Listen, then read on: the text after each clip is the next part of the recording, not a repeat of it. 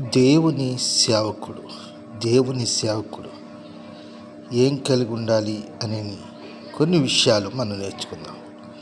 ఒకటి, మారు మనసు, పాప క్షమాపణ.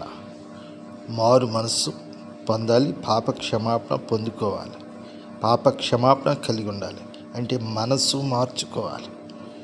హృదయంలో, జీవితంలో ప్రభుని చేర్చుకోవాలి. హృదయంలో ప్రభుని ప్రతిష్ఠించి ఆయన అధికారానికి ఒప్పుకోవాలి. ప్రభువుని వద్ద కాడి క్రింద మెడ ఉంచి నేర్చుకోవాలి.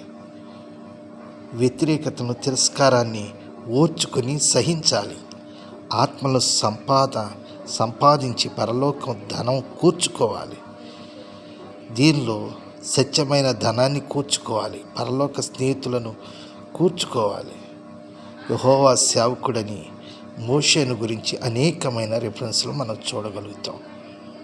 కనుక మనసు మార్చుకోవాలి, హృదయంలో ప్రభుని చేర్చుకోవాలి, ఆయన అధికారాన్ని ఒప్పుకోవాలి, ఆయన పాదాల యొద్ద నేర్చుకోవాలి, వ్యతిరేకతలు, తిరస్కారాలు ఓర్చుకోవాలి, పరలోక సంబంధించిన ధనాన్ని కూర్చుకోవాలి.